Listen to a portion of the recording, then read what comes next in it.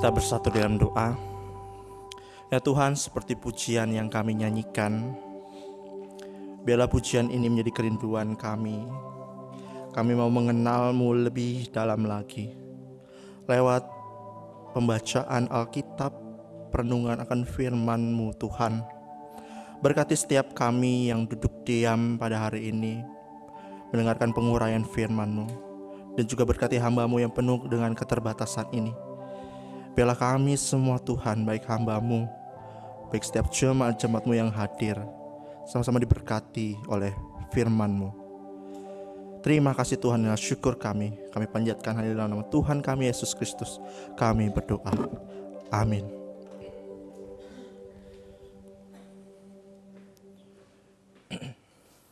Shalom Bapak Ibu Saudara. Selamat merayakan Minggu Palmarum atau Minggu Palma. Saudara, kalau kita sudah memasuki Minggu Palma, artinya kisah pelayanan Tuhan Yesus sudah memasuki babak akhir, di mana Tuhan Yesus dalam kisahnya memasuki tahapan tersusah dan terberat ketika Dia akan menjalankan misi ke dunia ini. Saudara, saya mengajak setiap kita membuka Alkitab kita di dalam Matius pasal yang ke-21 ayat 1 sampai yang ke-11.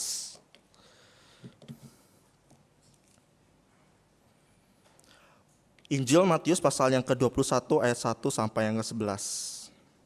Saya mengajak kita membacanya silih berganti. Saya akan membaca ayat yang pertama, Bapak Ibu Saudara ayat kedua, begitu seterusnya sampai ayat yang ke-11. Demikian firman Tuhan, ketika Yesus dan murid-muridnya telah dekat Yerusalem dan tiba di Betfage yang terletak di Bukit Zaitun, Yesus menyuruh 2 orang muridnya.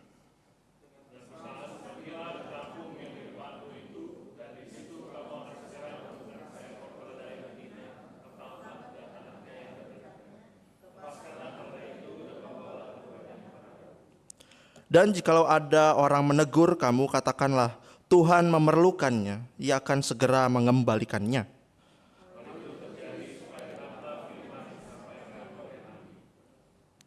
Katakanlah kepada putri Sion, lihat rajamu datang kepadamu, Ia lemah lembut dan mengendari seekor keledai beban yang muda.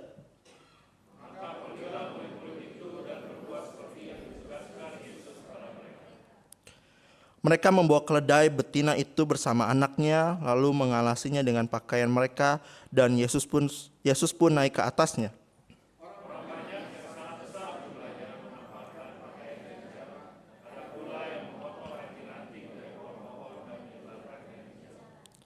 Dan orang banyak yang berjalan di depan Yesus dan yang mengikutinya dari belakang berseru, katanya, Hosana bagi anak Daud, diberkatilah Dia yang datang dalam nama Tuhan. Hosana di tempat yang maha tinggi.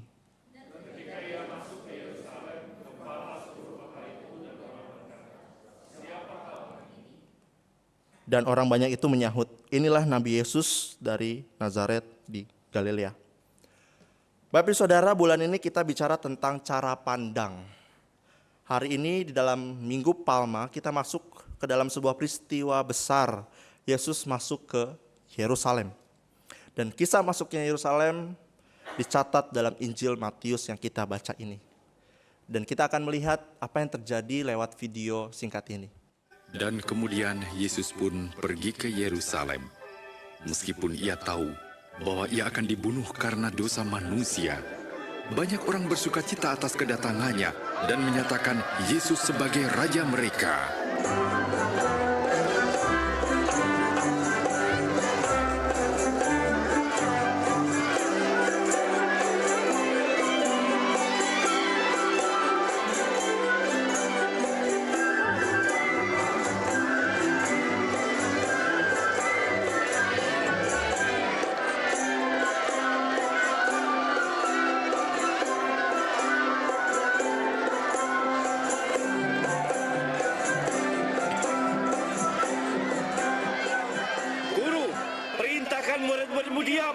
Aku berkata kepadamu, jika mereka diam, batu-batu ini akan berteriak.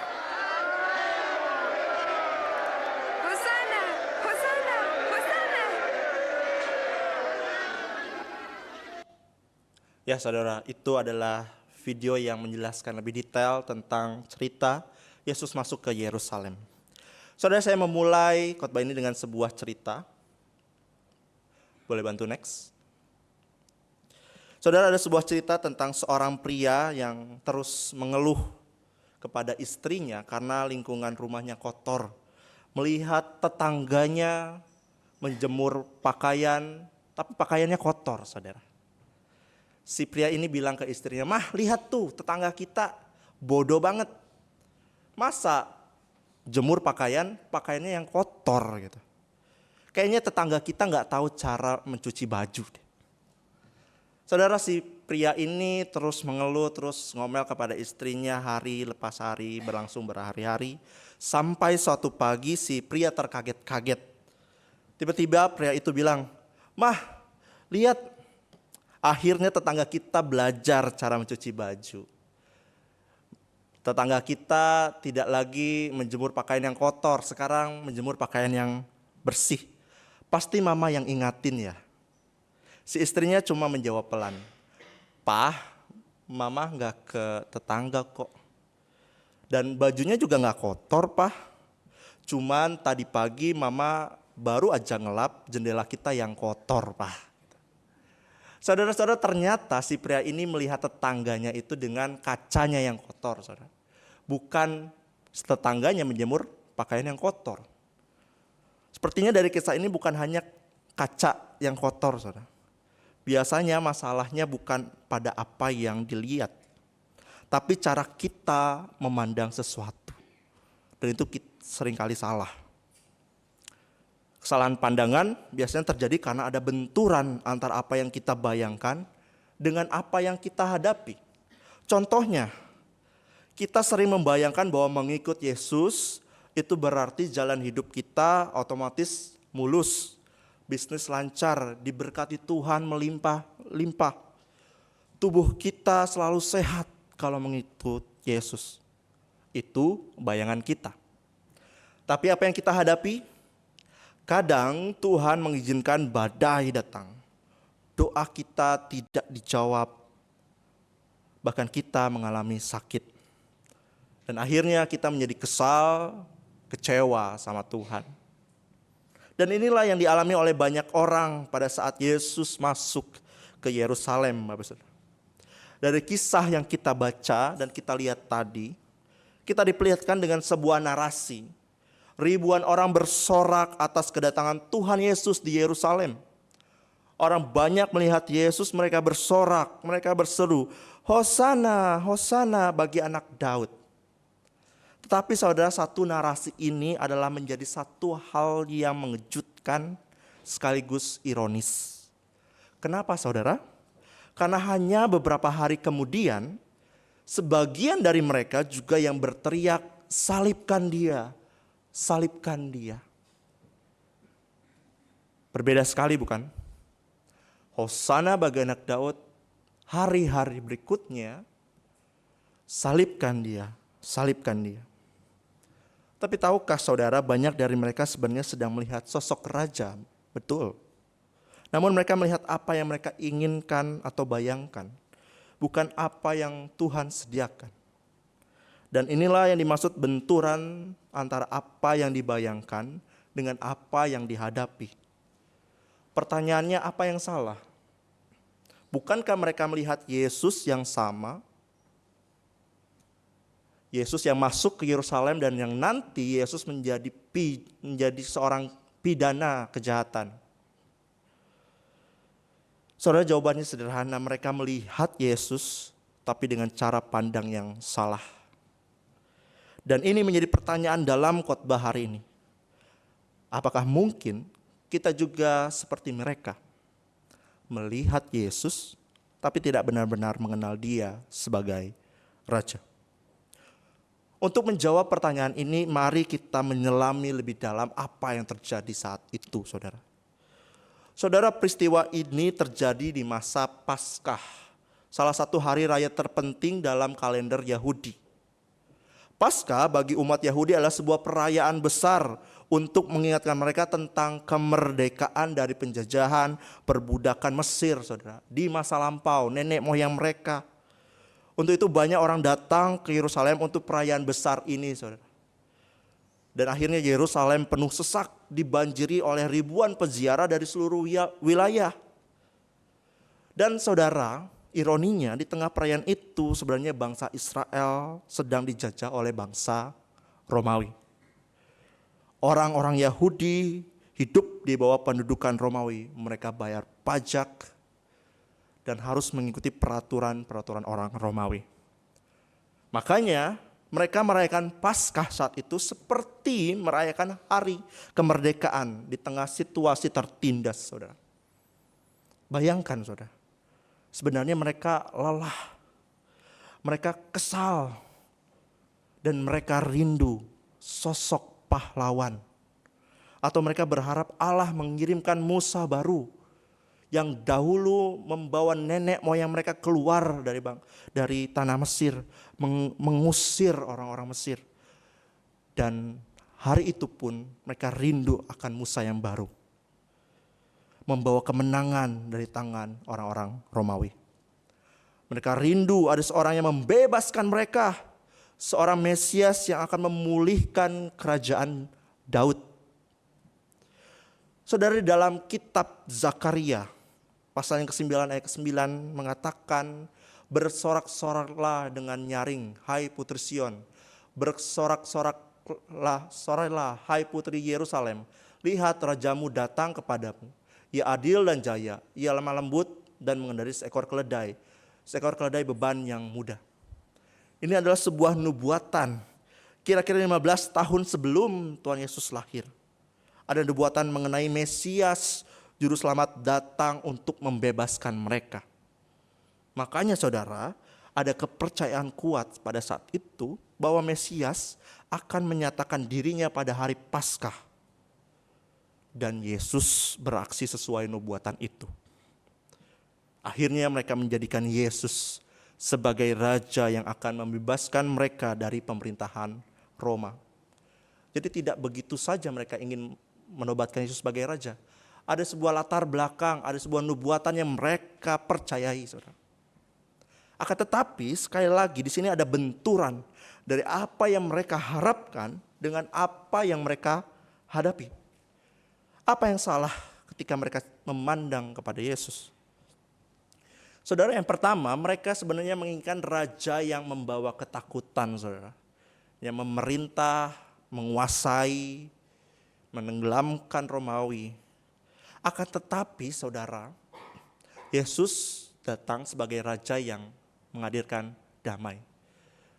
Ini kesalahan pandang dari orang-orang saat itu.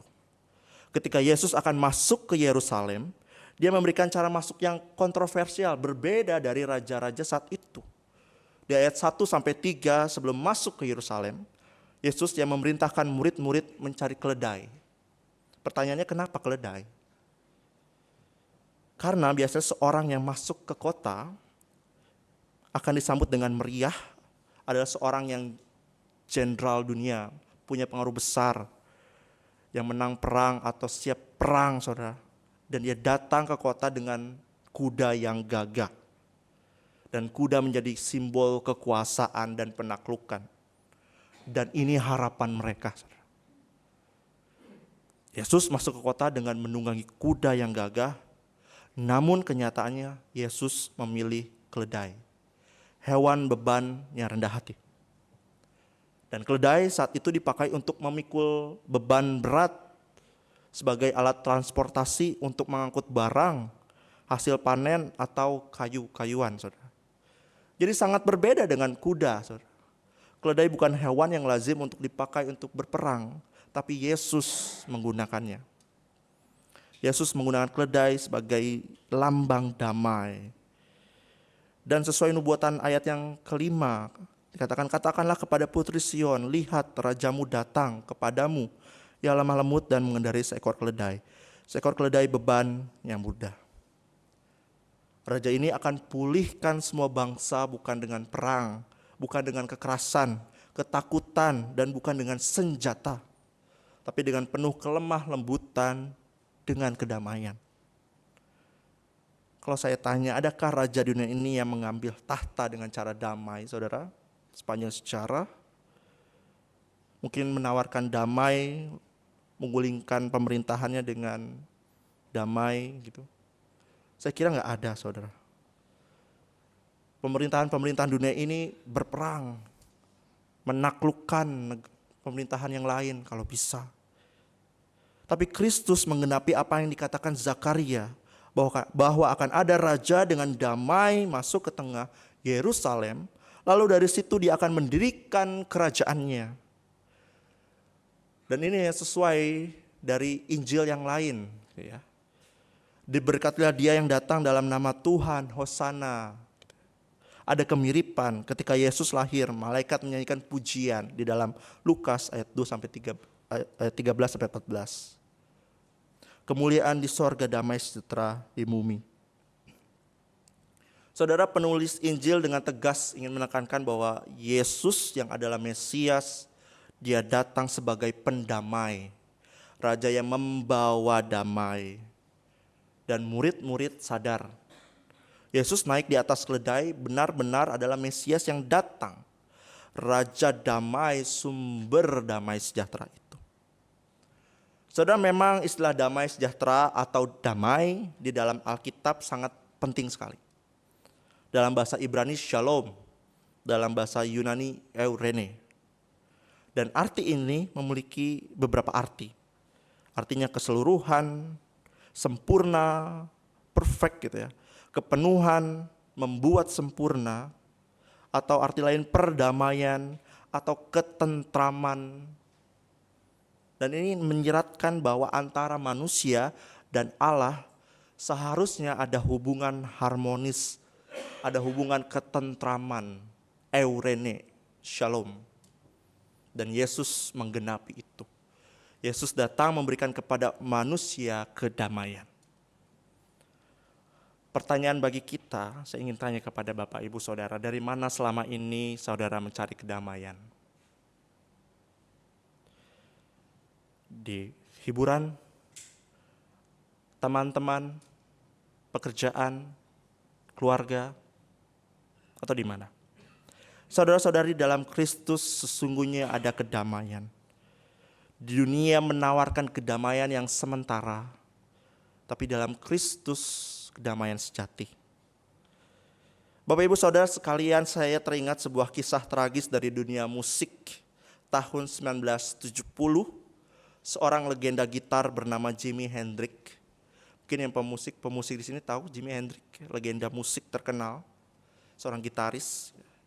Di tahun 1970 Jimi Hendrix melakukan sebuah konser yang luar biasa, saudara. Di akhir konsernya penonton meledak dalam tepuk tangan yang gemuruh, saudara. Ribuan orang berteriak histeris memuja kehebatannya. Tapi tiba-tiba, saudara, suasana riuh berhenti total, hening. Jimi berlutut di atas panggung, diam mematung. Lalu dengan suara bergetar, ia mengatakan sesuatu yang mengejutkan penggemarnya. Bila Anda tahu tentang kedamaian sejati, saya ingin Anda menjumpai saya di belakang panggung. Tahukah saudara apa yang terjadi? Tidak ada satupun yang beranjak. Tidak ada yang datang ke belakang panggung, saudara. Jimi Hendrix nantikannya, tapi tidak ada. Mengapa? Mungkin saya lihat karena orang-orang hanya menginginkan musiknya. Mereka nggak peduli pada jiwanya, keadaan batin yang sedang menjerit kehausan. Dan kisah tragisnya, beberapa hari kemudian Jimi ditemukan tewas karena overdosis obat-obatan. Sebuah kisah tragis seorang legendaris yang mendapatkan tepuk tangan yang meriah, saudara. Di akhir hidupnya ia bunuh diri karena overdosis. Ia mencari kedamaian di tempat yang salah. Kisah Jimi Hendrix adalah potret Yerusalem di Minggu Palma. Orang banyak berteriak, Hosana, Hosana, Raja. Tapi mereka tidak benar-benar menginginkan pribadi Yesus. Mereka hanya menginginkan pertunjukan Yesus. Ingin mukjizat, ingin roti yang diberikan Yesus. Mereka ingin kekuatan militer untuk mengusir Romawi. Ketika Yesus masuk dengan keledai, simbol kedamaian yang sunyi, bukan dengan kuda perang, banyak orang kecewa. Mereka mencari raja yang bisa memuaskan kepuasan duniawi mereka. Sementara Yesus menawarkan raja damai yang membereskan kekacauan di dalam hati mereka. Saudara, dunia ini seringkali seperti konser Jimi Hendrix, ramai dengan tepuk tangan, sibuk dengan pencapaian, penuh dengan likes di media sosial gitu. Tapi di balik panggung kita seringkali berlutut sendirian, tidak ada yang menemani, berteriak dalam hati, di mana kedamaian sejati. Saudara, Alkitab mengajarkan bahwa kedamaian yang sejati adalah ketika kita mengalami damai sejahtera bersama dengan Allah. Bukan dengan yang lain, tapi satu-satunya bersama dengan Allah. Makanya saat itu orang banyak tidak melihat hal ini dari Yesus. Saat ini, sudahkah saudara menerima Yesus Kristus dan merasakan damai sejahtera dari Allah? Saudara, damai itu tidak akan hadir selama kita masih memandang Tuhan sebagai alat pemuas ambisi kita. Lihatlah kontrasnya. Di sini kita belajar tentang poin yang kedua, yang berikutnya, bahwa mereka, orang banyak itu seringkali melihat Yesus sebagai raja yang dilayani, bukan raja yang melayani, saudara. Kita lihat di dalam ayat yang ke-8. Orang banyak yang sangat besar jumlahnya menghamparkan pakaiannya di jalan. Ada pula yang memotong ranting-ranting dari pohon-pohon dan menyebarkannya di jalan. Mereka menghamparkan pakaian mereka di jalan.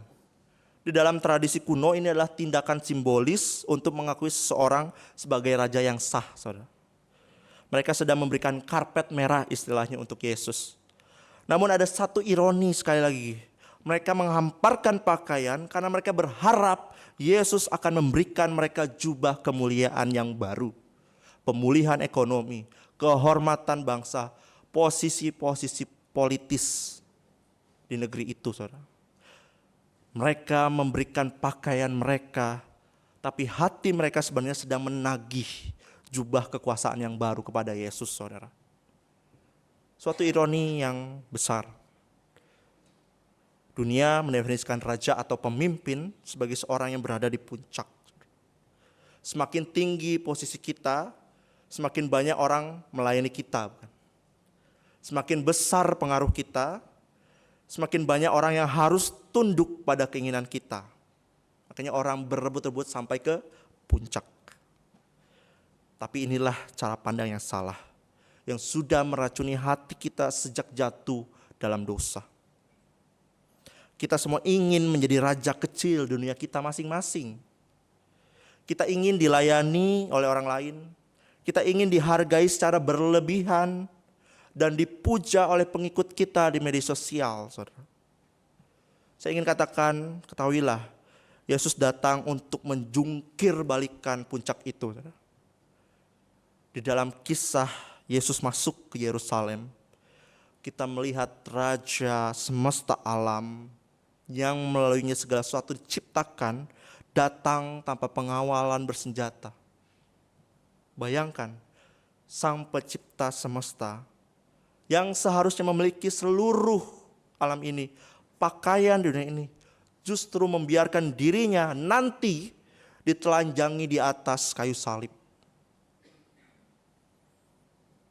Ini ingin menyiratkan apa, saudara? Bahwa di Minggu Palma, dia tidak datang untuk menuntut haknya, tetapi untuk menjalankan tugasnya, tugas keselamatan. Dia tidak datang untuk mencari pengakuan, tetapi untuk menjadi hamba bagi orang-orang yang nantinya akan mengkhianatinya. Saudara, saudara bicara soal menjadi hamba.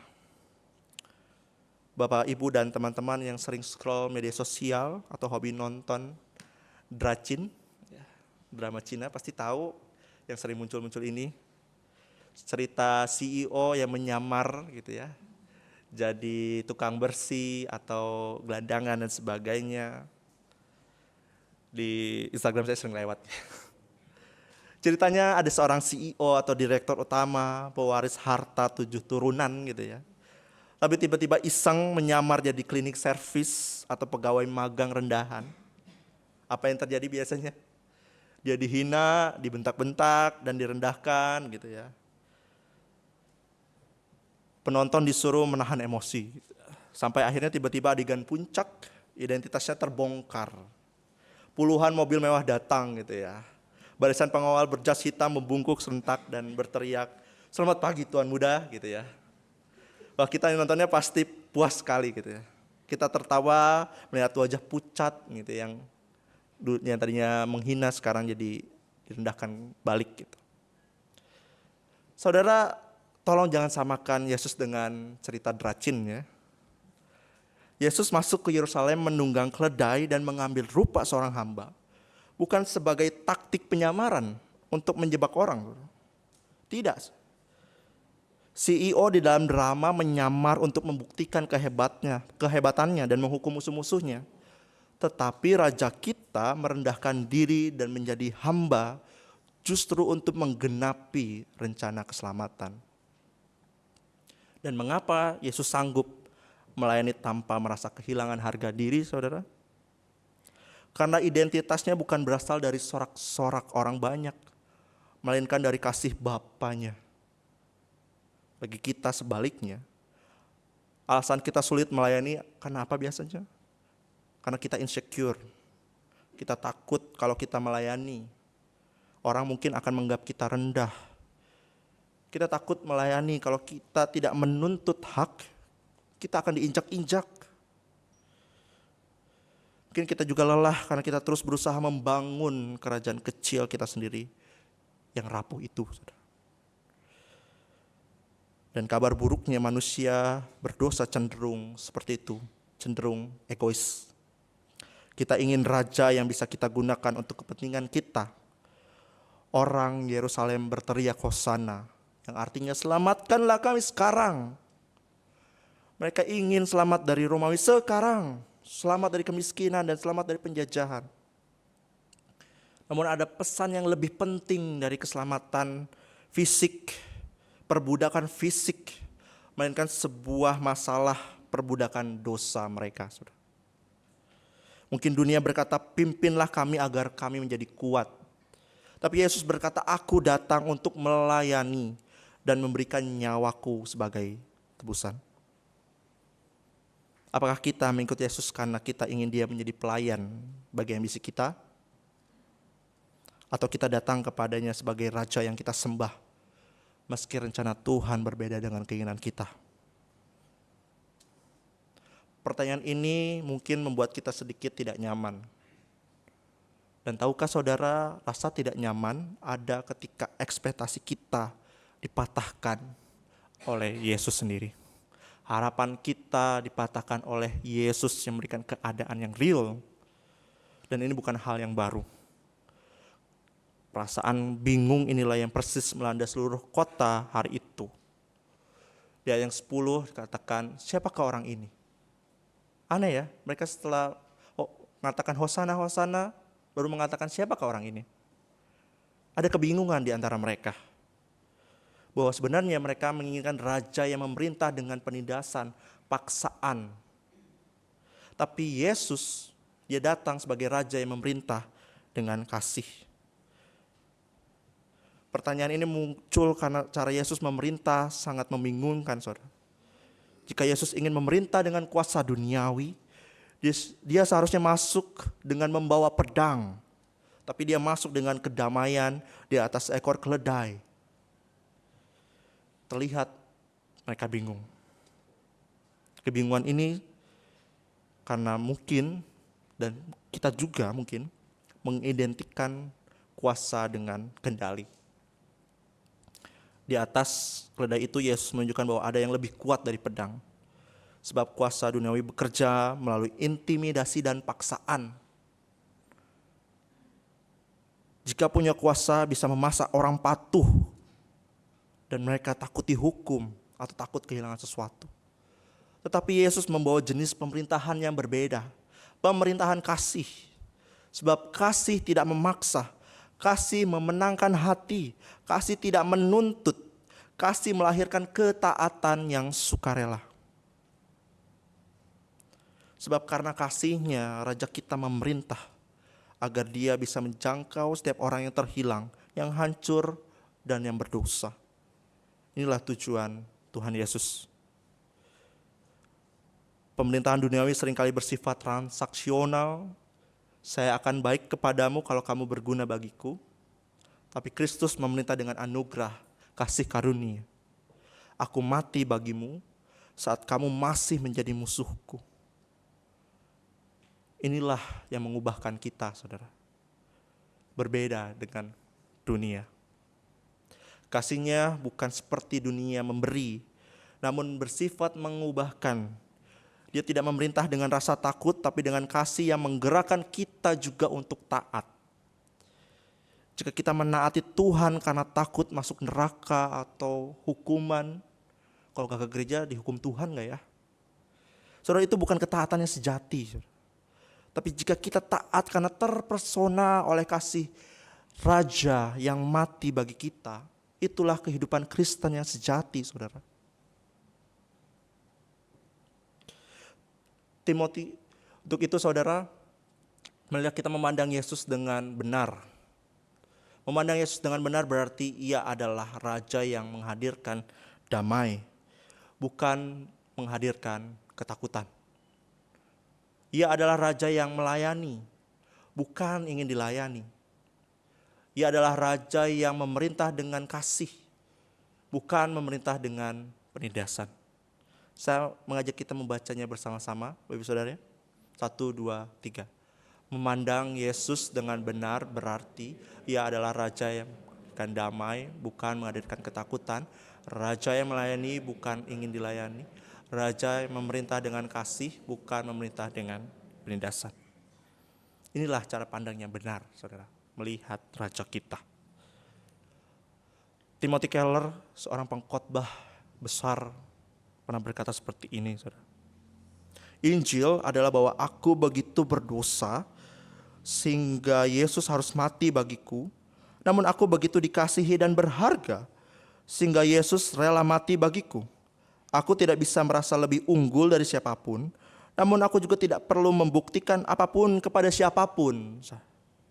Saudara, ketika kita benar-benar memandang sang Raja di atas keledai itu dan kemudian memandangnya di atas kayu salib, dua hal besar terjadi pada batin kita. Pertama, kita kehilangan alasan untuk menjadi sombong.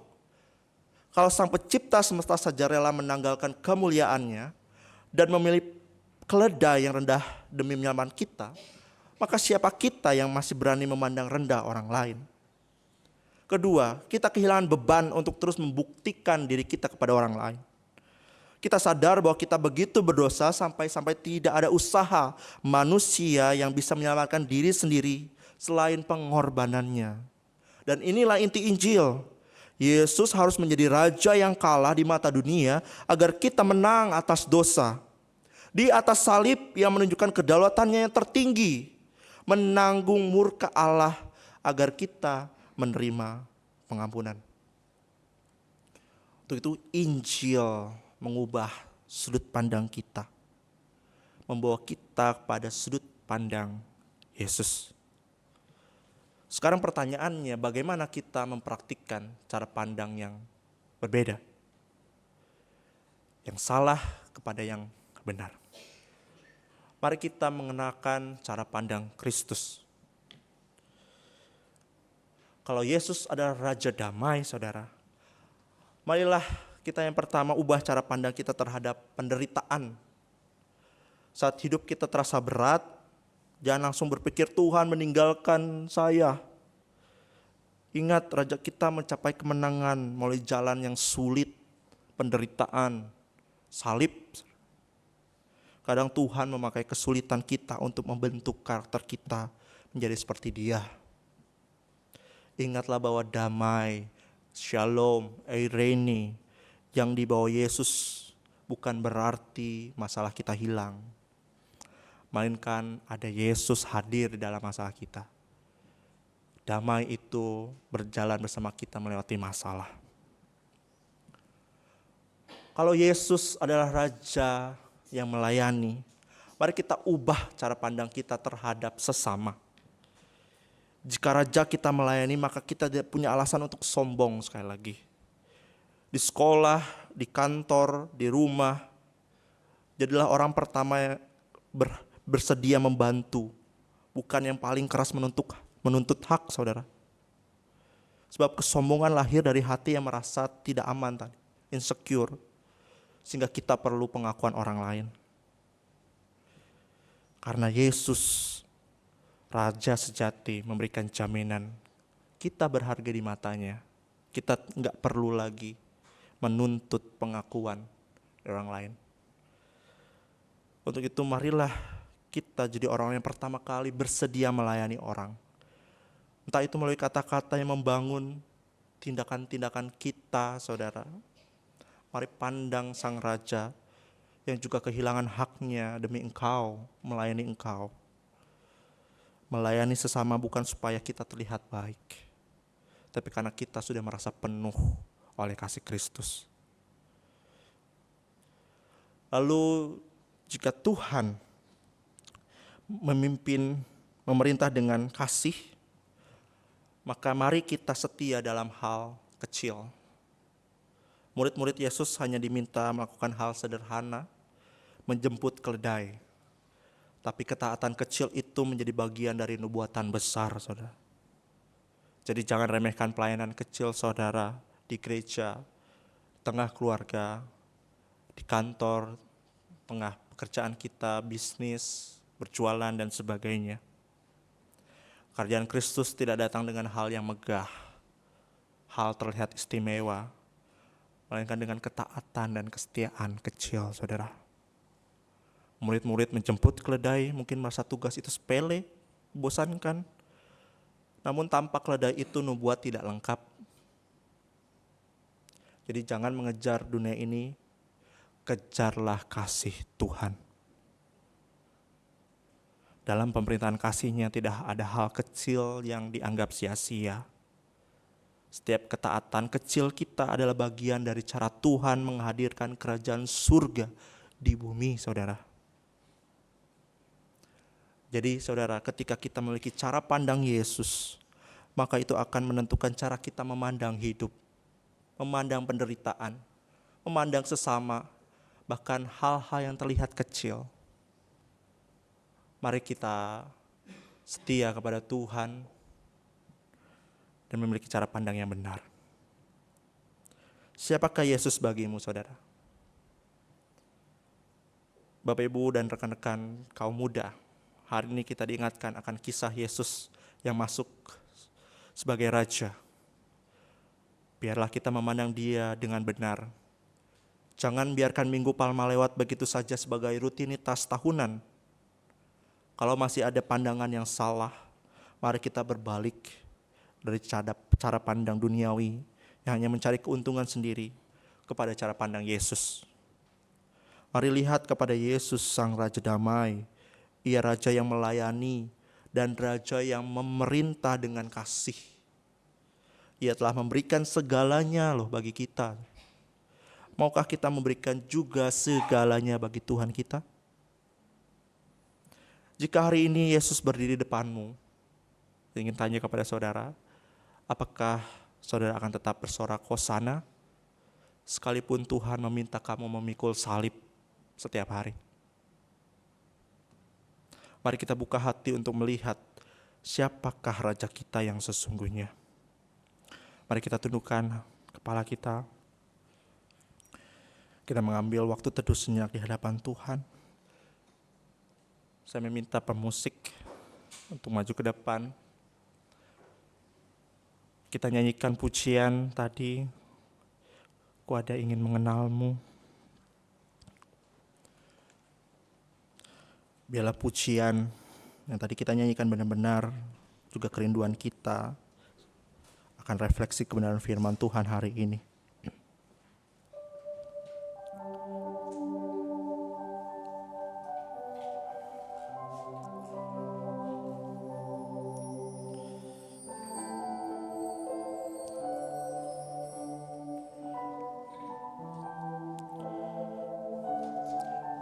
Mari kita menyanyikan pujian ini dari awal.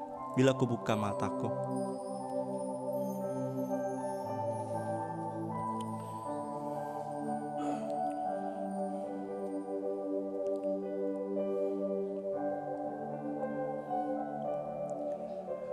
Bila ku buka mataku dan lihat wajah, ku terkagum bila ku lihat hidupku dan karya tangan. Ku tersanjung karena semua yang baik dalam hidupku itulah karyamu. Kau beri kesempatan yang baru dan ku ingin mengenalmu Tuhan lebih dalam dari semua yang ku kenal. Tiada kasih yang melebihimu. Ku ada untuk menjadi penyembahmu. Saya mengajak setiap kita berdoa secara pribadi. Mari kita membawa setiap beban kita, kerinduan kita. Mungkin ada hal-hal yang Tuhan ingatkan lewat firman Tuhan hari ini. Ucap syukur kepada Tuhan dan akui kalau kita masih salah memandang Dia. Ya Tuhan mengubahkan kita.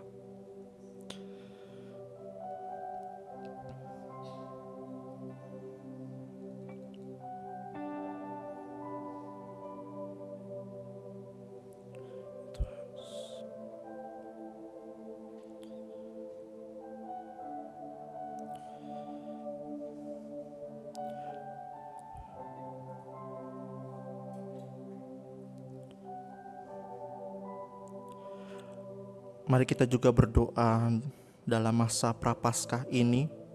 Nanti kita akan merayakan Kamis Putih, Jumat Agung dan juga Paskah.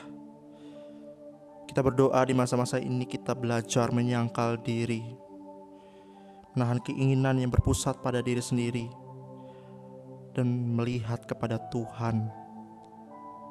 Bersungguh-sungguh mencari, melakukan kehendak-Nya. Kiranya masa-masa ini menjadi waktu pembaruan hati, pertobatan, dan juga pertumbuhan iman kita. Kita berdoa kepada Tuhan.